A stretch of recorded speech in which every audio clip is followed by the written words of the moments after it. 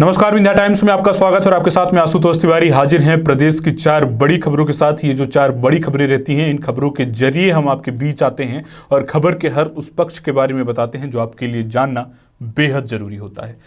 मध्य प्रदेश में उपचुनाव को लेकर राजनीति छिड़ी हुई है। सियासत की जंग लगातार जारी है और लगातार बयानबाजी सामने आ रहा है और वहीं बीजेपी और कांग्रेस एक दूसरे पर हमलावर है। लेकिन इन सब के बीच यह कहा जा सकता है कि कांग्रेस में सब कुछ ठीक नहीं चल रहा है। ऐसा हम इसलिए कह रहे हैं क्योंकि अक्टूबर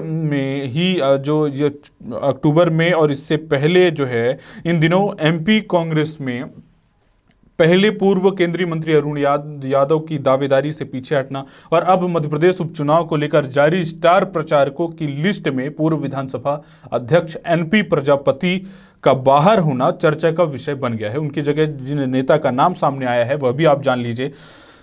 कांग्रेस के राज्यसभा सांसद विवेक तन्खा को यह जगह दी गई है। इस पर बीजेपी ने तंज कसा है और तंज कसते हुए कहा है कि 8 अक्टूबर को एमपी कांग्रेस ने 30 अक्टूबर को होने वाले उपचुनाव के लिए स्टार प्रचारकों की लिस्ट जारी की थी, जिसमें 18 नंबर पर एनपी प्रजापति का नाम था। लेकिन 9 अक्टूबर को कांग्रेस ने फिर नई लिस्ट जारी की और एनपी प्रजापति की जगह सांसद विवेक तन्खा को स्टार प्रचारक बना दिया। वहीं खंडवा लोकसभा से लड़ने से इंकार करने वाले अरुण यादव को भी लिस्ट में 6ठे नंबर पर स्थान दिया गया है। इसके अलग अलग राजनीतिक मायने निकाले जा सकते हैं कि आखिर इसके पीछे की वजह क्या है। 24 घंटे में ये लिस्ट जो हुई उसमें बदलाव किए गए और एमपी बीजेपी ने कांग्रेस पर तंज कसा है और कहा है कि दलित विरोधी उन्होंने कांग्रेस को बताया है और दरअसल बीजेपी एक भी ऐसा मौका नहीं छोड़ना चाहती है जिससे वो कांग्रेस को कटघरे पर खड़ा कर सके। खैर, ये राजनीति है और राजनीति में आरोप प्रत्यारोप का दौर लगातार जारी रहेगा और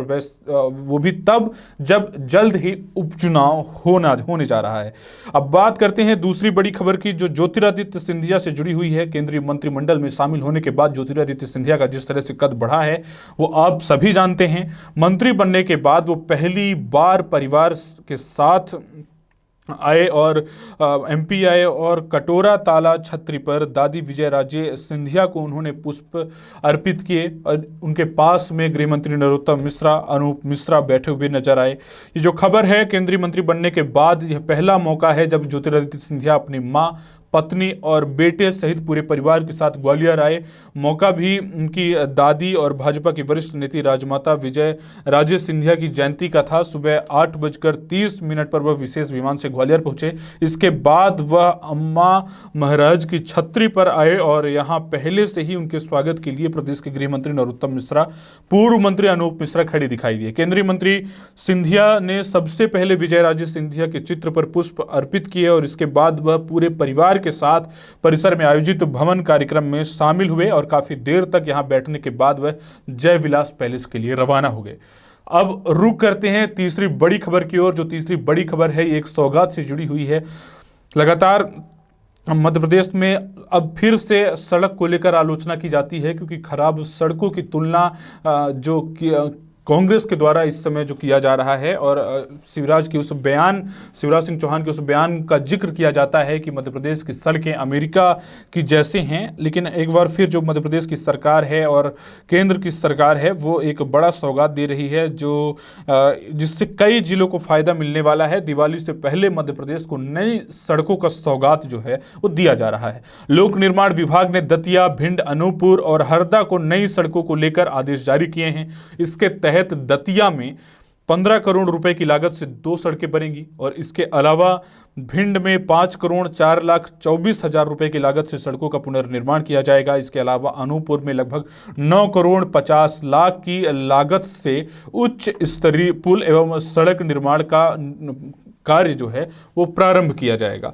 इसके अलावा सुकमा नदी पर 2,65,00,000 की लागत से पुल का निर्माण किया जाएगा। और गृह मंत्री नरोत्तम मिश्रा ने बताया कि लोक निर्माण विभाग द्वारा दतिया में 2 सड़कों के निर्माण के लिए 15,29,00,000 रुपए से अधिक की प्रशासकीय स्वीकृति प्रदान की गई है। जिले में 2 और पक्की सड़कों का निर्माण में से क्षेत्रवासियों के लिए आवागमन सुगम हो जाएगा। प्रशासकीय स्वीकृति प्राप्त हो जाने से जल्द ही 14,08,56,000 रुपए की राशि से ग्राम धोरिया व्याहा चूना घाट चौकी से मगरोरा नेशनल हाईवे न्यू रोड तक 11.5 किलोमीटर तक की सड़क बनाई जाएगी। तो ये सड़क की जो सौगात दी जा रही है अलग अलग जिलों को, प्रदेश के अलग अलग जिले इससे फायदा ले सकेंगे। अब बात करते हैं हमारी आखिरी और सबसे बड़ी खबर की।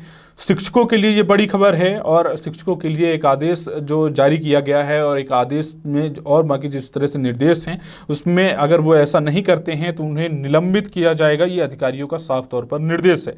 मध्य प्रदेश सरकार के निर्देश के बाद स्कूल शिक्षा विभाग ने कक्षा 1 से 12वीं तक के छात्रों के स्कूल को दोबारा से खोल दिया है। इस सिलसिले में बड़वानी कलेक्टर शिवराज सिंह वर्मा ने सभी जिला अधिकारियों को निर्देशित किया है और लंबे समय से उन्होंने बंद करवाए गए स्कूलों को कुछ शर्तों पर प्रारंभ करवाए हैं और विभागीय दौरे के बाद शासकीय स्कूलों का अनिवार्य निरीक्षण कर सीधे जानकारी कलेक्टर और संबंधित विभाग के जिला अधिकारी को देने की बात कही है। इसके तहत प्रारंभ में ही कितने शिक्षक उपस्थित थे और कितने शिक्षक अनुपस्थित हैं उनका आवेदन समक्ष अधिकारी से स्वीकृत था।